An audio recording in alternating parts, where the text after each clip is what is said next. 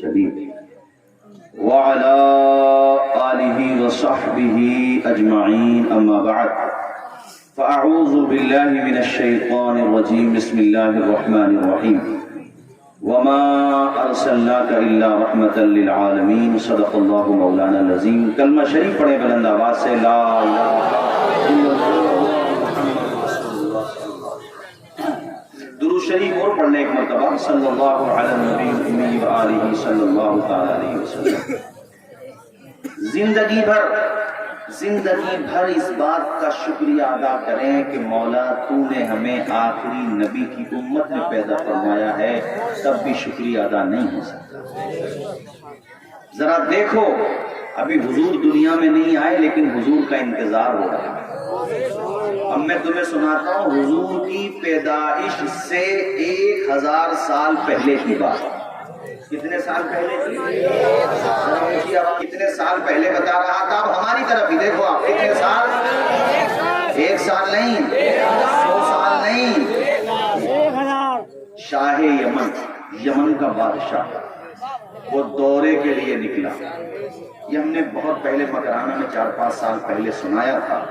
تو آج اچانک مجھے بیٹھے بیٹھے یاد آیا. میں نے کہا کچھ سناتا ہوں میں آپ کو. 1000 سال پہلے وہ اپنی سلطنت کے دورے کے لیے نکلا. شان کیا تھی اس کے نکلنے کی؟ 1,32,000 سوار، 1,13,000 پیدل، 12,000 علماء اور حکماء. اتنا بڑا لاؤ لشکر لے کے کوئی نکلے گا اور لوگ گھروں سے نکل کے نہ آئیں، یہ کیسے ہو سکتا ہے؟ جدھر جاتا انعام و اکرام کی بارشیں کر دیتا. جس طرف سے گزرتا لوگ اپنی راہوں اور اس کی راہ میں پلکوں کو بچھا دیتے.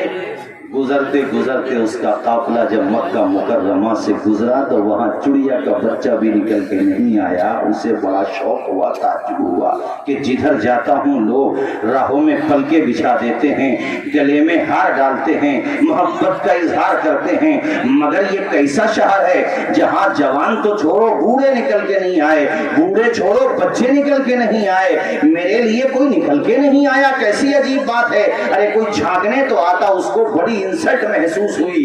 اس کے ساتھ جو علماء اور حکماء تھے نا، اس میں سے ایک عالم صاحب نے کہا بادشاہ سلامت، تمہارا رتبہ اپنی جگہ ہے مگر یہاں اس کا گھر ہے جس نے سنسار کو بنایا ہے. یہاں آپ جیسے بہت آتے ہیں، یہاں کوئی آپ کو ایسے عزت نہیں دے گا جو آپ کے من میں ہے. یہ سن کے اس نے ساری تفصیلات جانی تو بتایا یہاں اللہ کا گھر خانہ کعبہ ہے، یہاں خدا کا گھر ہے، یہاں کون تمہیں رسپانس دے گا. اس کو یہ بات بڑی بری لگی. اس نے من ہی من میں یہ بات سوچی کہ ہم خانہ کعبہ کو منہدم کرائیں گے، خانہ کعبہ کو گرائیں گے، ہمارے لیے لوگ نکل کے نہیں آئے. اس کعبے کی وجہ سے اتنا سوچنا تھا کہ منہ سے، ناک سے، بعض روایات میں کان سے اس کے بدبودار پیپ خون اور اس کو ایک طرح سے عذاب ملنے لگا. حکماء تھے، اطباء تھے، بڑے بڑے بہترین اسپیشلسٹ اس زمانے کے ڈاکٹر تھے، سب نے علاج کیا. جیسے جیسے علاج بڑھتا ہے ویسے ویسے بیماری بڑھتی ہے. ایک عالم ربانی نے شام کے وقت کہا یا کسی بھی وقت کہا شاہ یمن آپ کتنا ہی علاج کرا لیں ٹھیک نہیں ہو سکتے. کیا مطلب؟ مرتا کیا نہ کرتا. اجازت دیں اور جان بخشیں تو میں سچی بات کہہ دوں. ٹھیک ہے کہیے. سچی بات یہ ہے کہ یہ مرض زمینی ہوتا تو علاج زمینی کام کر جاتا. مرض جب آسمانی ہے تو زمینی علاج کیسے کام کرے گا؟ کیا مطلب؟ کہ تم نے کوئی معمولی گستاخی نہیں کی ہے، تم نے خدا کے گھر کو منہدم کرنے کا پلان بنایا ہے. یہ وہ گھر ہے جو زمین کے بیچوں بیچ ہے، اور زمین پہ سب سے پہلا جو گھر بنایا گیا وہ خانہ کعبہ بنایا گیا. اور ناخون کا کہ دینی بھائیوں کیا دل میں یہ خیال نہیں آ رہا ہے کہ مولا ہمیں بھی کعبہ دکھا دے، یا اللہ وہ مبارک جگہ ہمیں بھی بار بار دکھا دے. اور مولا جب کعبہ دکھا تو پھر کعبے کا کعبہ بھی دکھا دے. یا اللہ تو اپنے محبوب کا دیار بھی دکھا دے، وہ مبارک جگہ اللہ اللہ فجر کی نماز کے بعد ہمارے وہاں پہ رواج ہے تھوڑی سی دعا لمبی ہوتی ہے. وہ کون امام ہوتا ہے جو فجر کی نماز کے بعد دعا کرائے اور دعا میں یہ شعر نہ پڑھتا ہو, دکھا دے یا الہی وہ مدینہ کیسی بستی ہے, دکھا دے یا الہی وہ مدینہ کیسی بستی ہے, جہاں پہ رات دن مولا تیری رحمتیں برستی ہے. نعرہ تکبیر، نعرہ رسالت، نعرہ غوثیت، مسلک اعلیٰ حضرت حضرت علامہ الحاج توصیف رضا صاحب. قاری صاحب یہ بھی نہیں سوچنا چاہیے ہمارے لوگوں کو کہ ہم پہ تو غربت ہے, پیسہ نہیں, دولت نہیں, مدینہ کیسے جائیں. او بھائی مدینے جانے کا تعلق دولت سے نہیں ہوتا, دل کی محبت سے ہوتا ہے. میں نے رکشہ چلانے والوں کو دیکھا, ٹائمز آف انڈیا میں چھپا تھا, کافی سال پرانی بات ہے. آگرہ سے دونوں میاں بیوی حج کو گئے, پترکار پہنچ گئے, پورے شہر میں بات ہو گئی, اچھا اخبار میں آئی تو اور زیادہ پھیل گئی کہ دو رکشہ چلانے والے حج کو جا رہے ہیں. اللہ اللہ, پترکار سوال کر رہا تھا کہ رکشہ پولر کا تو گھر کا خرچہ چل جائے وہی بڑی بات ہے, روز کا کھودنا روز کا پینا ہوتا ہے, تم کیسے جا رہے ہو خانے کعبہ حج کو. وہ روتا جاتا تھا, بتاتا جاتا تھا, لوگوں کو حج کو جاتے ہوئے دیکھتا تو بڑا روتا تھا, میری بیوی بھی بڑی روتی تھی. پھر ہم نے یہ منصوبہ بنایا, ایک وقت کا کھانا 2 وقت استعمال کریں گے, باقی جو پیسہ بچے گا اس کی حفاظت کریں گے. ہم پیسہ بچاتے رہے, اللہ تعالیٰ نے انتظام کر دیا, اور ایک کا نہیں دونوں کا انتظام کر دیا.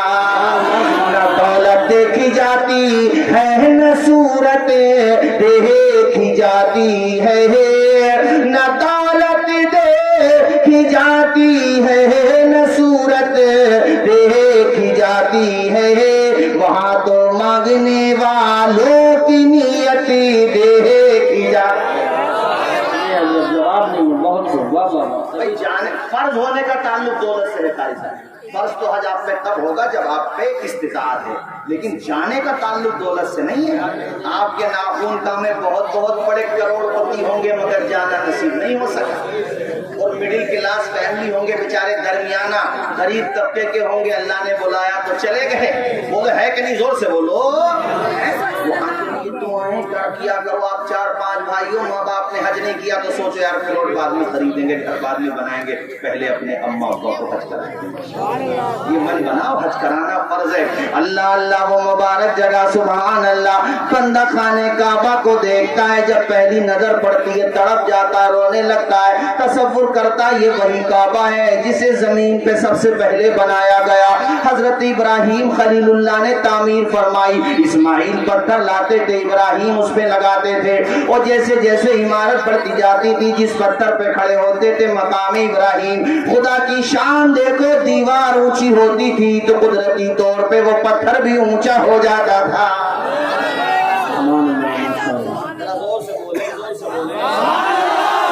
دعا کرے اللہ ہم سب کو بلائے, بار بار بلائے, آمین اللہم آمین. سنو تو وہ کعبہ, اس نے جب نیت کی تو حکیم نے کہا سر یہ جو بیماری ہے نا آپ کو, یہ زمینی ہوتی تو زمینی علاج کارگر ہوتا, تم نے بری نیت کی, خدا کا عذاب ہے, جب تک توبہ نہیں کرو گے بات نہیں بنے گی. اس کے دل میں ہیبت بیٹھ گئی کہ میں تو ایسے لے رہا تھا ہلکے میں, مگر یہاں تو معاملہ دوسرا ہے.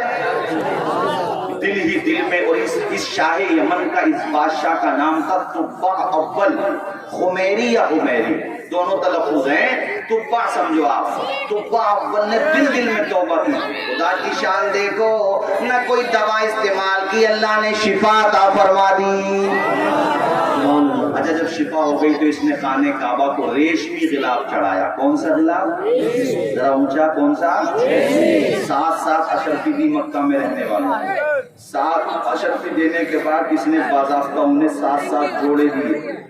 اب یہ پورا قافلہ واپس جاتے ہوئے یسرب کی وادیوں سے گزرا, یعنی مدینے کی وادیوں سے گزرا. 400 علماء تھے بھائی اس کے ساتھ. 400 علماء کے پاس جو پرانی کتابیں تھی, توریت, زبور, صحیفے آسمانی, وہ پڑھتے تھے، عالم تھے، جب یثرب کی وادیوں سے گزرے تو جو پڑھا تھا وہ نگاہوں کے سامنے نظر آ رہا تھا۔ آخری نبی کے آنے کی، ہمارے حضور کی پیدائش کی خوشی مناؤ یار، ذرا سوچو حضور کی پیدائش کی خوشی کب سے نہیں منائی جا رہی ہے، ذرا سوچو۔ انہوں نے جب کتابوں میں وہ پڑھ رکھا تھا، یثرب میں وہ کھجوروں کے درخت دیکھے، شاخائیں دیکھی، وادیاں دیکھی، وہ گلیاں دیکھی، یہاں سے حضور کو گزرنا تھا تو انہوں نے مٹی سونگنا شروع کر دی۔ مٹی سونگ کر کے بولے بادشاہ سلامت، آپ یمن جائیے، ہمیں یہیں چھوڑ جائیے۔ بادشاہ نے کہا کیوں؟ کہا بادشاہ سلامت، جس کا تذکرہ کتابوں میں پڑھتے تھے نا، اسی کی ہجرت کی جگہ ہے یثرب، پتہ نہیں کب وہ ہجرت کر کے یہاں آ جائیں اور ہم انہیں نہ پائیں، انہیں دیکھے بغیر چلے جائیں۔ تو بادشاہ نے کہا اگر تمہارے زمانے میں نہ آئے تب بھی تو نہیں دیکھو گے، ان کا جملہ سنو ناخن کھا کے مسلمانوں، اور خود کی قسمت پہ فخر کرو کہ خدا نے حضور کی امت میں پیدا کیا ہے۔ انہوں نے بے ساختہ کہا بادشاہ سلامت، ہم انہیں اگرچہ دیکھ نہیں پائیں گے لیکن ہماری قبریں یہاں ہوں گی، کبھی تو ان کا گزر ہماری قبروں کے پاس سے ہو جائے گا۔ اللہ اکبر، محبت اسے کہتے ہیں، پیار اسے کہتے ہیں۔ بادشاہ سلامت نے کہا اچھا کیا چاہتے ہو؟ کہا تبا اول حمیری، بڑا احسان ہوگا تمہارا اگر ہمارے لیے یہیں رہنے کا بندوبست کر دو۔ 400 مکانات بنوا رہا ہے بادشاہ۔ کتنے مکانات؟ ذرا اونچا بولو، کتنے مکانات؟ 400 مکانات، 400 علماء کے لیے، اور ایک مکان بنایا 2 منزلہ، اور یہ کہا ان سے کہ اگر تمہارے سامنے آ جائیں تو ان کے رہنے کا انتظام اسی مکان میں کر دینا اور کہنا حضور یہ آپ کو تحفے کے طور پہ دیا جا رہا ہے۔ بادشاہ کی جوان ایک خط لکھا اس نے، عربی میں وہ خط ہے جس کا لب لباب میں بتا دوں آپ کو، صرف اتنا لب لباب ہے کہ شفیع المذنبین کی طرف یہ خط ہے، تبا اول حمیری کی طرف سے، اور آقا میں آپ پر آپ کو دیکھے بغیر ایمان لا رہا ہوں، اور میں خدا کو ایک مان رہا ہوں، آپ کو خدا کا آخری رسول مان رہا ہوں۔ او میرے بھائی، ازل سے لائی ہے ہستی میں جستجوئے رسول، کہاں کہاں لیے پھرتی ہے آرزوئے رسول۔ سوچو تو صحیح کتنی تڑپ ہوگی اس کے اندر۔ اب یہ واقعہ یہیں پہ چھوڑتا ہوں اور تمہیں حضور کے میلاد سے جوڑتا ہوں، اور پھر حضور کے میلاد کو ان 400 مکانوں سے جوڑتا ہوں۔ حضور یہ 2 منزلہ مکان بھولیں گے تو نہیں آپ لوگ؟ کیسے یہاں پہنچے 2 منزلہ مکان پہ؟ وہ تو چلا گیا، 1000 سال تک کون جیتا، کون جیوت رہتا، نسلیں آباد ہو گئی، 400 علماء کی اتنی اولاد میں برکت ہوئی کہ مدینے میں ان کی آل اولاد خوب پھیل گئی، خوب پھیل گئی۔ اچھا مدینے والوں کو حضور سے محبت تمہیں سمجھ میں آتا ہے کہ کیسے دیوانے تھے وہ، 1000 سال پہلے وہ گھر بنائے گئے۔ اب وہ 2 منزلہ مکان جو اس نے باضابطہ ان علماء کا جو مفتی تھا، جس کو ہم اپنی اصطلاح میں کہتے ہیں چیف جسٹس، مفتی اعظم، اس کو وہ خط دیا اور کہا تمہارے سامنے آ جائیں تو تم دے دینا، اور تمہارے سامنے نہ آئے تو اولاد کو وصیت کر دینا، اولاد کے سامنے نہ آئے تو اولاد سے کہہ دینا وہ اپنی اولاد کو وصیت کر دے، اور یہ سلسلہ تب تک جاری رہنا چاہیے جب تک انیس بے کساں آ نہ جائیں، رحمت للعالمین آ نہ جائیں۔ ناخون کا والو 1000 سال کے بعد 12 ربیع الاول کو اللہ نے اپنے محبوب کو بھیجا، تو وقت بھی ایسا جب اندھیرا جا رہا ہے اجالا آ رہا ہے۔ اللہ چاہتا تو ایسے وقت میں بھی بھیج سکتا تھا جب شام کا وقت ہوتا، مگر صبح میں مصلحت اور حکمت یہ ہے کہ محبوب تو اس وقت آئے گا جب پرکاش آئے گا، اشارہ اس طرف ہوگا کہ اندھیروں کے دن ختم ہونے والے ہیں، اجالوں کے دن آنے والے ہیں، برے دن ختم ہونے والے ہیں، قاری صاحب اچھے دن آنے والے ہیں۔ ایک نعرہ ہمارے وزیر اعظم کی طرف سے دیا گیا تھا، اچھے دن لاؤں گا، اچھے دن آئیں گے۔ ہم نے کہا سر آپ وہی دن واپس کر دو جو پہلے تھے، اپنے 20 25 30 40، چلو ہم کہتے ہیں 60 روپے کو ڈیلر اور ڈیزل اور پیٹرول بک رہا تھا، یہ بہت اچھے دن آئے ہیں کہ 100 کو پار کر گیا ہے۔ یہ اچھے دن اگر چلتے رہے تو 500 روپے چاہیے موٹر سائیکل سے ٹھاکر دوبارہ جانے کے لیے۔ آپ ہمیں وہی اچھے دن واپس، अरे तुम अच्छे दिन लाने की बात करते हो, ठीक है तुम्हारा नारा है, मगर इस इंसानियत के अच्छे दिन खुदा की कसम तब आए जब आमना के लाल 12 तारीख को हम हजरत आमिना के घर पे आए, तब अच्छे दिन आए थे। और वो कैसा मुबारक वक्त था, सुभान अल्लाह। सहर का वक्त है, मासूम कलियां मुस्कुराती हैं, हवाएं खैर मकदम के तराने गुनगुनाती हैं। अभी जिब्रील उतरे भी न थे काबे के मिंबर से कि इतने में सदा आई अब्दुल्लाह के घर से।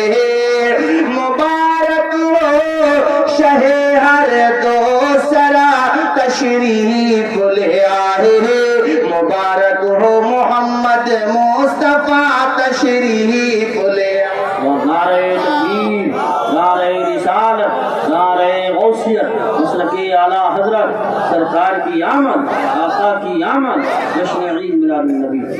मैं कारी साहब उम्र दराज लोगों को देख रहा हूँ यहाँ पर, आप लोग दादा बन चुके होंगे, हैं बन चुके हैं ना दादा, अल्लाह ने बना दिया ना। अल्लाह खुश रखे आपकी आल औलाद को, सुकून दे, फल फूल खूब फले फूले। सरदारे कुरैश के कानों तक जब ये बात पहुंची ना, वो जिधर से जा रहे, अरे तुम्हारे घर पे ऐसा बच्चा पैदा हुआ है सरदारे कुरैश, हमारी बीवी ने बताया कि पूरे मक्का में इतना सुंदर बच्चा पैदा नहीं हुआ। वहाँ एक औरत खड़ी थी, उसने कहा मक्का की बात न कर, ऐसा बच्चा पूरे संसार में पैदा नहीं हुआ। आधा अगर ये सुने, आधा अगर ये सुने। अभी मैं कारी साहब से रास्ते में कह रहा था कि अल्लाह माशाल्लाह इनकी वालदा भी सलामत है, वालिद भी सलामत, अल्लाह इनके सर पे उनका साया दराज रखे, बल्कि वो शिफाए आजिला सेहत कामिल अता फरमाए। बल्कि मैं सबके लिए दुआ करता हूँ कि वो लोग बड़े खुश नसीब हैं जिनके बच्चों को दादी दादा का प्यार मिल जाता है यार। अभी मैं रास्ते में कह रहा था कि आज मैंने बच्चे को किसी बात को लेकर डांट दिया, पहले जुमला आपसे पूरा कहूँ, सुकून के साथ बैठना नहीं बेटा, बोलना मत है, सुकून के साथ बैठे रहो, तुम्हारा जो होगा वो बाद में हो जाएगा। कमेटी वाले को खुद समझदार है, सुकून के साथ बैठे रहो। अब आप सुनो, मैं ये बताना चाह रहा था कि औलाद, अगर साइकोलॉजिकल बात हो, दिमाग को लगे, दिल को लगे तो जरूर आप बता देना, बस हाथ में उठाना ऐसे बता देना। इंसान को अपनी औलाद से ज्यादा पोती पोतों से मोहब्बत होती है कि नहीं, होती है कि नहीं? बेटी से ज्यादा नवासी नवासों से। बेटा अगर शैतानी करे, बात नहीं माने, कहना नहीं माने, तो बाप का हाथ भी उठ जाता है और लहजा भी सख्त हो जाता है। लेकिन पोती पोते जितनी ज्यादा शरारत करे, दादा उतनी ही खुश होता है।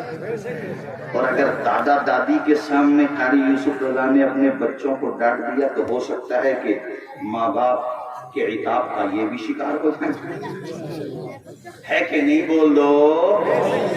अगर तुमने दादा के सामने, अपने अब्बा के सामने अपने बच्चों को डांटा, अरे यार बच्चों को ही मारता रहता, खुद नहीं देखता कैसा था जब छोटा था, तो मेरे पोती पोतों को मारता, जानता नहीं है, तेरी तबीयत से ही करूंगा।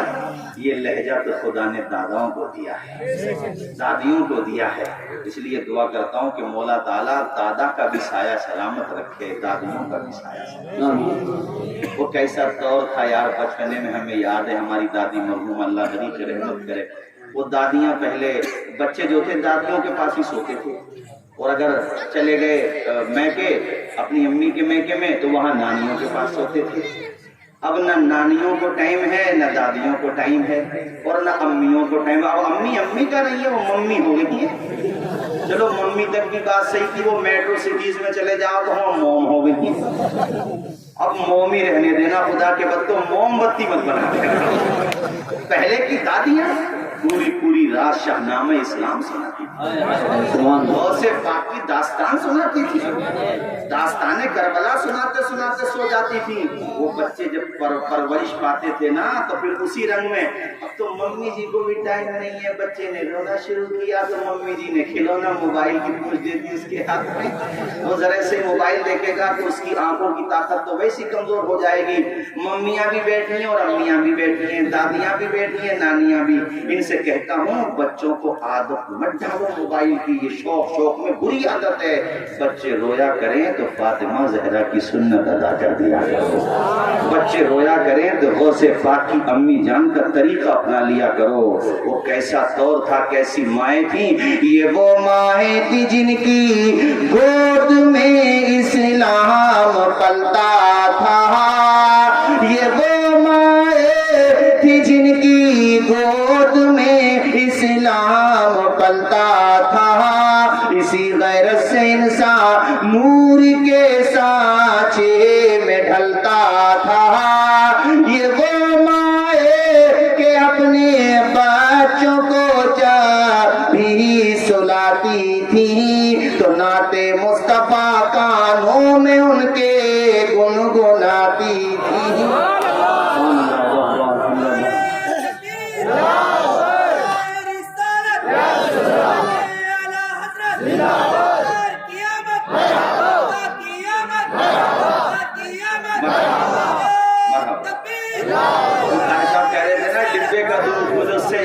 صحیح کہہ رہے تھے. آج کل یہ ایک رواج بن گیا ہے کہ اگر کوئی مجبوری ہے، ڈاکٹر صاحب نے یا لیڈیز ڈاکٹر نے جہاں پہ ڈیلیوری ہوئی وہاں پہ ڈاکٹر نے کہا کہ بھئی صحت متاثر ہوگی تب تو ایک الگ بات ہوگی، ورنہ شوقیہ طور پہ ایسا مت کرو میری ماں. تمہارے دودھ میں بچوں کے لیے جو امرت اور غذا ہے وہ دنیا کے کسی دودھ میں نہیں ہے. یہ بات بچوں میں ویکنس پیدا ہوگی، ان کی ہڈیاں کمزور ہوں گی.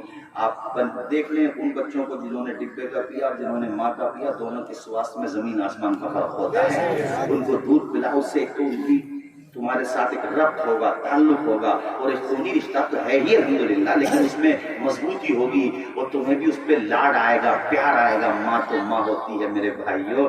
بچوں کو پوری رات گود میں لے کے جو ہستی بیٹھی رہتی ہے اسی کو تو ماں کہتے ہیں میرے بھائیوں. تو بتا رہا تھا دادی دادا کسی بھی کلر کا ہو، کسی بھی ڈھنگ کا ہو، یار کیسے کیوں نہ ہو، نارمل ہوا یہ آپریشن سے جیسے بھی دادا کا پوتا یا پوتی پیدا ہو گئی دادا خوش ہو جاتا ہے.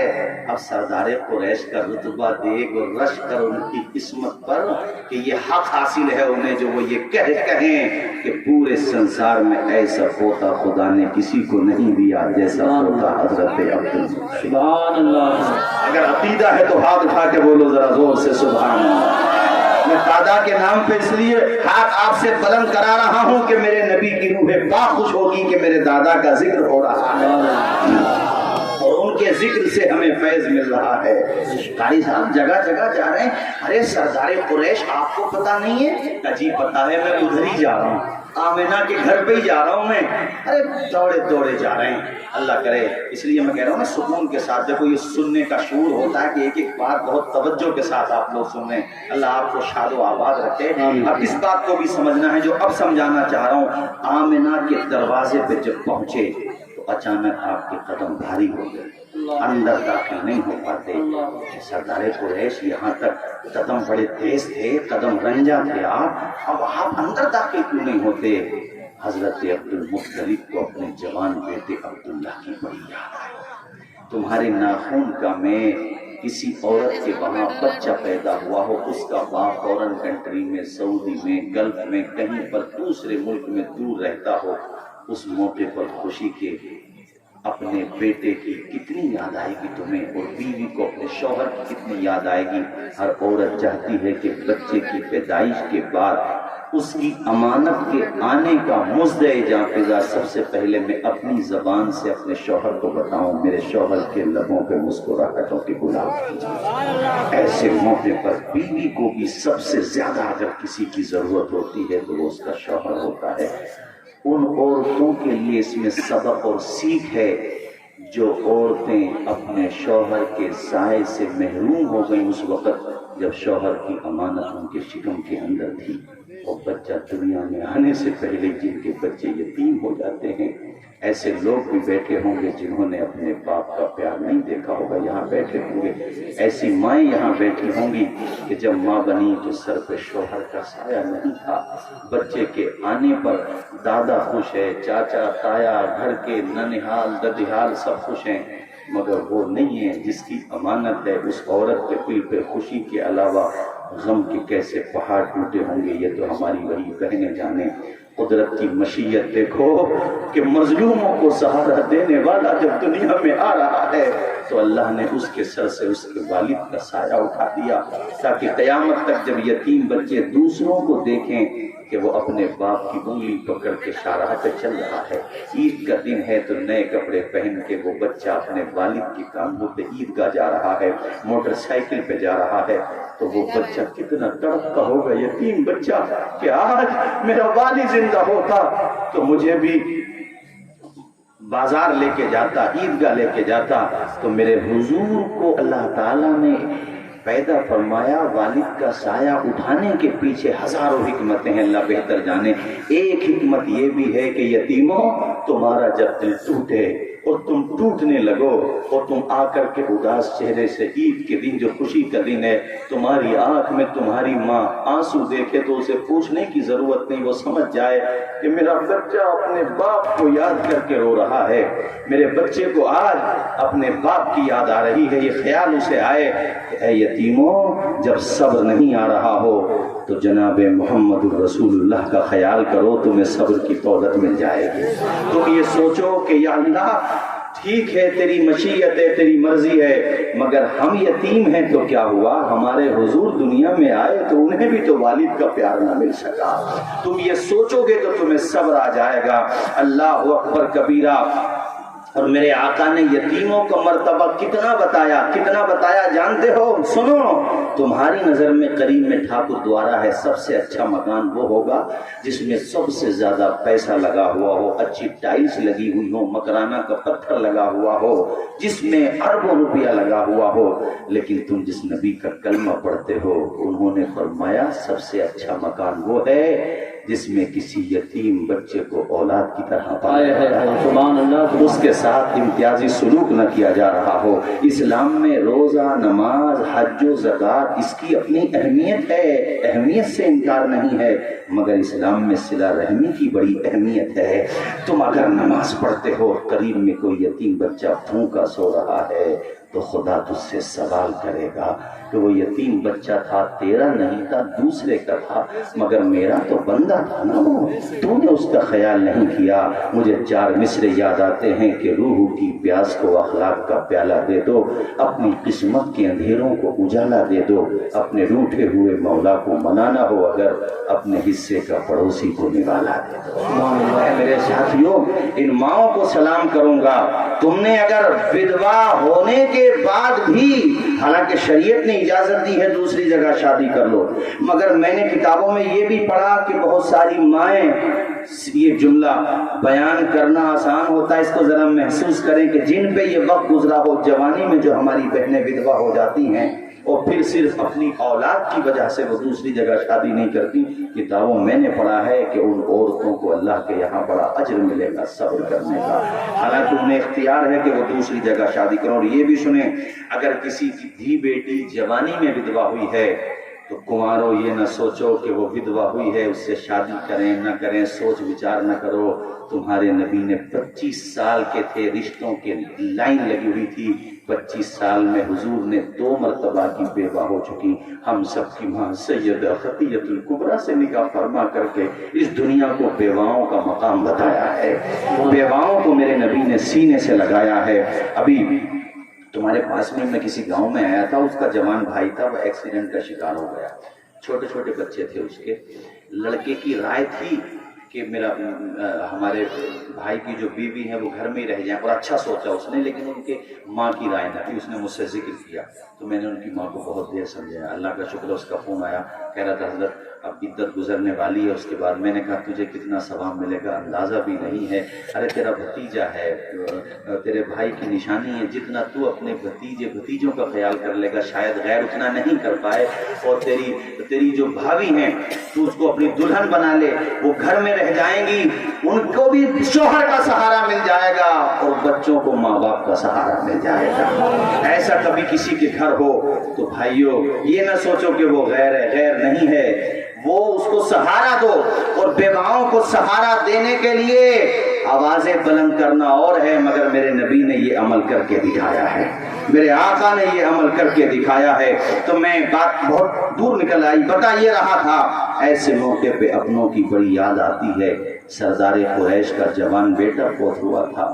یہ تو میں نے بیویوں کے لیے بتایا، تم میں سے اگر کسی کے ساتھ یہ واقعہ ہو چکا ہو کہ جس کا جوان بیٹا فوت ہوا ہو، خدا کی قسم لے کے میں کہتا ہوں کہ جب بھی اسے اپنے جوان بیٹے کی یاد آتی ہوگی رات میں سو نہیں پاتا ہوگا، چونکہ مجھ سے یہ باتیں کہی ہیں کئی لوگوں نے جن کے جوان بیٹے جوانی میں چلے گئے کہ حضرت جب بیٹے کی یاد آتی ہے تو پھر کچھ بھی اچھا نہیں لگتا، اور یہاں تو بیٹا بھی ایسا ہے جو میرے نبی کا والد ہے۔